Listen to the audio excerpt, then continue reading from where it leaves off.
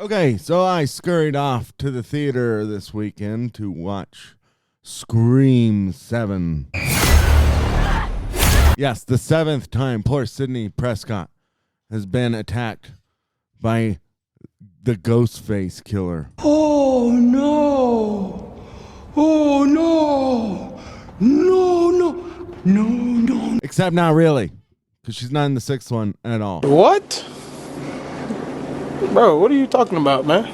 Now, as someone who's been a big fan of the Scream movies, never got into the TV show. Once Wes Craven left, the movies haven't ever quite been the same. But I would say that as far as horror franchises go, it's probably one of the most consistent. It's one of those things where you know that you're always going to get a pretty well-written script, decent scares, a great cast, and some moments of levity, and obviously lots and lots of meta humor. And while all that is present in this film, I would say that this is probably one of the weaker entries into the series. I think common belief is that the third one is probably the worst. A lot of people are saying the seventh one now is the worst. I'm going to be somewhat contradictory here and say that the fifth one is my least favorite. The fifth Scream introduced new characters and was supposed to have a new arc and whatnot. It was supposed to have Sidney Prescott kind of passing down the torch to this new group of characters, and it was kind of one of those legacy sequels. Of course, they turned mainstay characters like Dewey into an asshole, like a drunken alcoholic douchebag asshole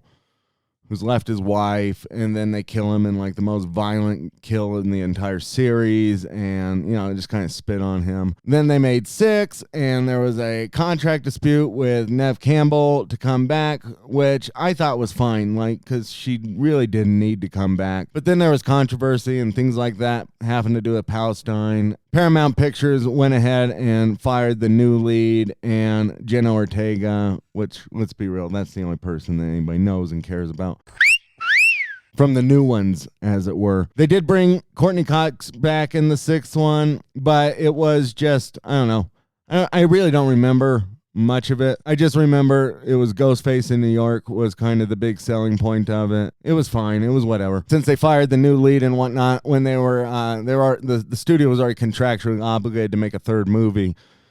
So they had to make a seventh one. So they went right back to the well, paid Neve Campbell every ounce of money she was owed, probably more, and said, "You're going to be the lead again," which was good.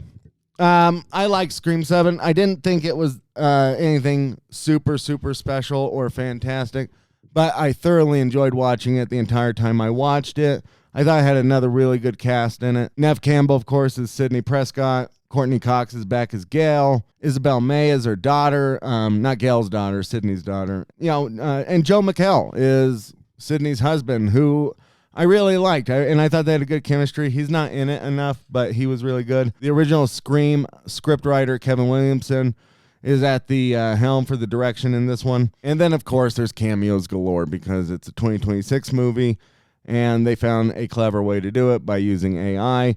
So Matthew Lillard's back as Stu. Laurie Metcalf is somebody's mom. I think it was Stu's mom or Billy's mom. I don't fucking remember.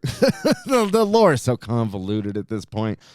David Arquette comes back.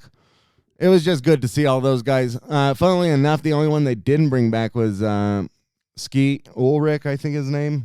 Whoever played Billy in the first one. He's been in the last two as far as I know, but he's not in this one at all. Jasmine Savoy Brown, I think that's how you say her name. She's back as Mindy. Mason Gooding is back as Chad. Those are the only two returning characters from the fifth and sixth one, which funnily enough, I just found out that Mason Gooding is Cuba Gooding Jr.'s son, which is kind of cool, and would explain why I kept looking at him and going, "Who is that guy? I know that guy. Was he ever like a retarded kid in a movie about a football team?" Morning, Hannah. You know what it is? This radio. Listen, folks, it's a Scream movie, so I don't know what to tell you, okay? It's stuff happens.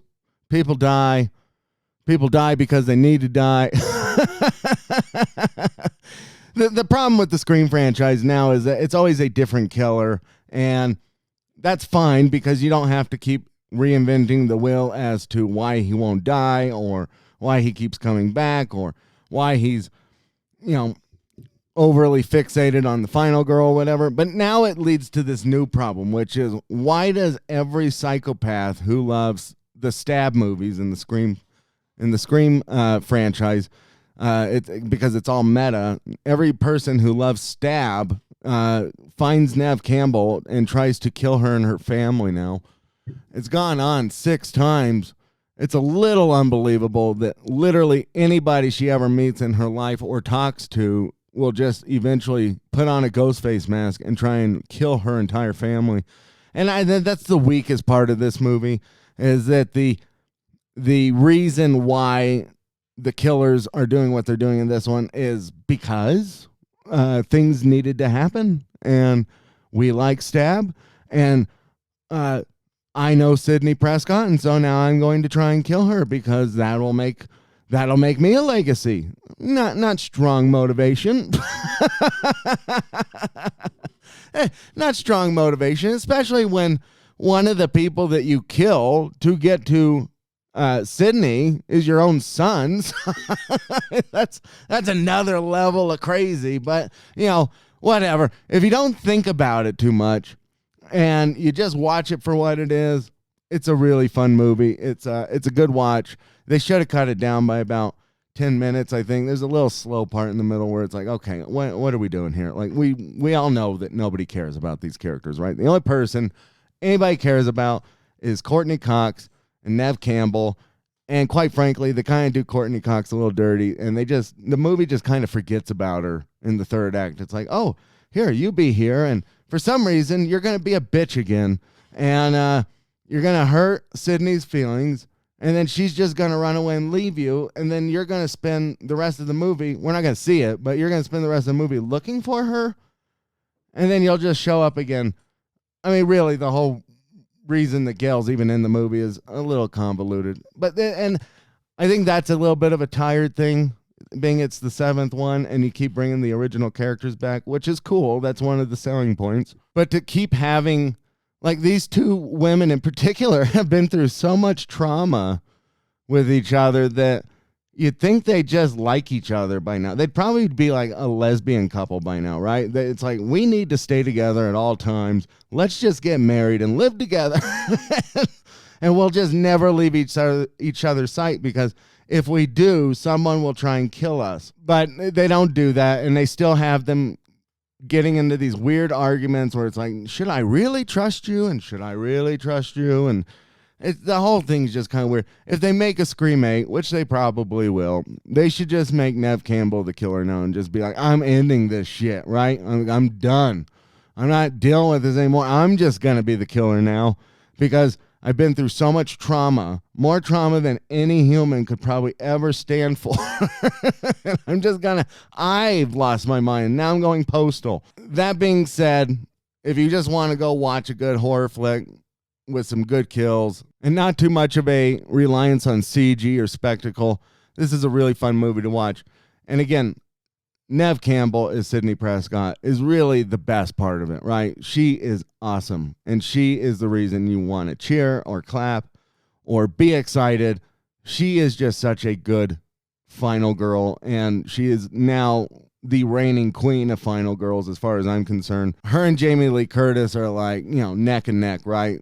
Jamie Lee has supposedly hung it up now, but we'll see. It's again 2026. Michael can just piece himself together out of a meat grinder and come back. And as far as Nev is concerned, she looks great. She's an awesome actress in these movies. I mean, she really just holds it together. She has just such a way of playing it to where you really buy into her and you really buy into everything that's going on. She's really, really good. As far as Kevin Williamson as a director goes, I mean, he sat behind Wes Craven for several movies and watched him do his thing. So obviously he picked up a few tips. He does an admirable job. If not, he could have probably done better, but whatever. It is what it is. The whole story got kind of screwed up, right? Because Paramount fired their leads, and so they had to figure out something to do. And if this was the last Scream movie, it would be kind of a downer because it doesn't really feel like it went anywhere, and it doesn't add anything to anything. But it's fun, right? And it's not extremely groundbreaking, but it's competent, and that's all you really want out of a fun little slasher movie, especially at the end of February. You know, when there's really not a lot to watch in theaters right now. So it was fun. I would recommend it. If you're a Scream fan, I would definitely recommend it. It's super fun. If you're like a casual normie, you could get away with watching this and just be mildly confused at some things, and then be generally confused with the rest of us when it comes to motives and things like that. But anyway, go check it out if you want. If you like theaters, I don't know. A lot of people hate the theater now. I liked it for the most part, watching it with a bigger audience. I did have like some dumb like college girls like giggling and talking a lot at the beginning that I was pretty scared that they weren't going to stop and really like tick me off. But luckily, because it's a horror movie, women just are like, you know, babies in that way. Like you can just pacify them with watching people get stabbed and killed or something. I don't know. I think it says something deeply psychological and worrying about women. But anyway, that's it for now. That's my review of Scream 7. Have you seen it? Will you see it? Are you a fan? Are you not a fan? Did anybody watch that Scream show on MTV? I don't think so, right? Was Dylan O'Brien in it? If he wasn't, then certainly nobody watched it, right? Anyway, like, comment, subscribe. Let me know what you thought of the movie. Let me know what you would have done in Scream 7 if your lead was fired for wanting to free Palestine. Let me know. Hit the comments, like the channel, listen to the podcast. Thank you very much.